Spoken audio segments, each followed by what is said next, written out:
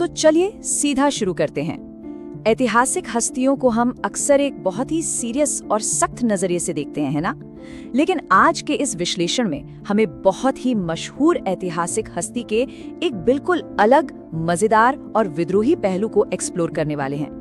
Anne Frank की कहानी सिर्फ एक डायरी के पन्नों तक ही सीमित नहीं है।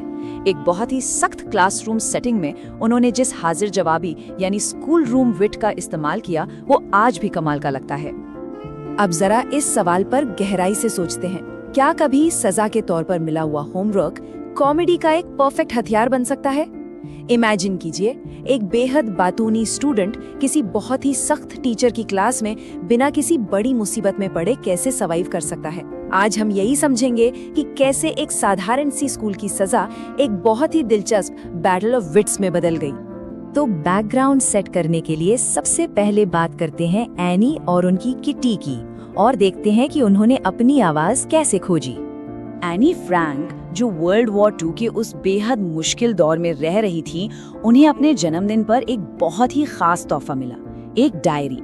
और ये कोटेशन देखिए, कागज में इंसानों से ज्यादा धैर्य होता है। ये स्टेटमेंट अपने आप में इतना पावरफुल है। ये साफ बताता है कि क्यों एनी ने अपनी डायरी को, जिसे उन्होंने प्यार से किट्टी नाम दिया था, अपना अल्टीमेट बेस्ट फ्रेंड और सबसे करीबी राजदार मान लिया था। कागज कभी आपको जज नहीं करता, बस शांति से आपकी बात सुनता है। अब आते हैं चैटरबॉक्स वाले संघर्ष पर और देखते हैं कि क्लासरूम में किस तरह के टकराव हुए। डायरी की उस शांत दुनिया से निकलकर जरा स्कूल की शोर शराबे में चलते हैं। एनी नेचुरली एक चैटरबॉक्स थी, यानी एक ऐसी लड़की जो बस चुप नहीं रह सकती थी। और यहीं एंट्री होती है एक बहुत ही सख्त टीचर की, मिस्टर कीजिंग। अब एक डिसिप्लिन चाहने वाले टीचर और एक बेहद बातूनी स्टूडेंट के बीच फ्रिक्शन होना तो बिल्कुल तय था।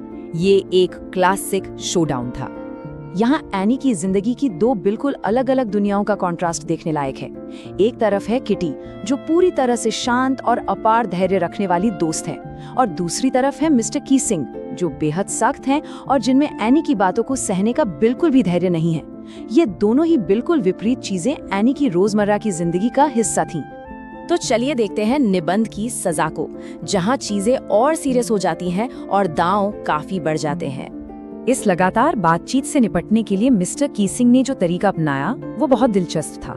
उन्होंने इसे सिर्फ एक आम पनिशमेंट नहीं रखा, बल्कि इसे बुद्धिमानी की लड़ाई बना दिया।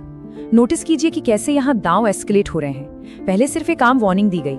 जब एनी नहीं मानी तो उन्हें अ चैटरबॉक्स टॉपिक पर एक एक्स्ट्रा निबंध लिखने का टास्क मिला। और फाइनली एक अल्टीमेट चैलेंज, कुछ ऐसा लिखने का टास्क जिससे उनका क्लास में बोलना हमेशा के लिए बंद हो जाए। ये बेसिकली उनकी आवाज को दबाने के लिए डिजाइन की गई क्रिएटिव सजा थी। पर असली प्लॉट ट्विस्ट तो अब आता है। आगे हम देखेंगे द क्लेवर डक पोएम, एक व्यंग्यात्मक मास्टरपीस। इस फाइनल चैलेंज से घबराने के बजाय एनी ने अपनी क्रिएटिविटी को नेक्स्ट लेवल पर इस्तेमाल किया। चुप होकर हार मानने के बजाय उन्होंने एक कमाल की कॉमिक कविता लिखी। इस कविता में एक मदर डक थी और एक फादर स्वान था, जिनके बच्चे बहुत ज्यादा क्वैक क्वैक करके शोर मचाते थे, और इस शोर से इरिटेट होकर पिता ने उन्हें सजा दी। अगर इसके पीछे का मतलब समझे तो एनी ने बड़ी ही चतुराई से अपने ही क्लासरूम के सख्त माहौल को एक सटायर या व्यंग्य के रूप में पेश कर दिया था। Absolutely brilliant. और अब बात करते हैं हास्य की ताकत की, और देखते हैं कि इस विवाद का समाधान कैसे हुआ। सोचिए जरा, एक बेहद सख्त टीचर के सामने उन्हीं के व्यवहार पर व्यंग्य करती हुई कविता पेश करना कितना बड़ा रिस्क था। ये एक ऐसा कदम था जो एनी को बहुत बड़ी मुसीबत में डाल सकता था। लेकिन रिजल्ट क्या हुआ? ये क्लेवर अप्रोच पूरी तरह से काम कर गई। मिस्टर किसिंग उस ह्यूमर से इतने इम्प्रेस हुए कि वो खुद अपनी हंसी नहीं रोक पाए, और उस एक हंसी के साथ ही वो एक्स्ट्रा होमवर्क की सजा हमेशा हमेशा के लिए खत्म हो गई। इस पूरे विश्लेषण को समेटते हुए ये एक विचार है जो सोचने पर मजबूर कर देता है। जब दुनिया सख्त नियमों और भारी टकरावों से भरी हो, तो क्या हंसी और एक कमाल का सेंस ऑफ ह्यूमर सर्वाइव करने का सबसे पावरफुल टूल बन सकता है? एनी की इस कहानी से एक बात तो साफ है, कभी-कभी किसी सख्त सिस्टम के खिलाफ सबसे बेहतरीन बगावत गुस्सा नहीं, बल्कि सामने वाले को मुस्कुराने पर मजबूर कर देना होता है।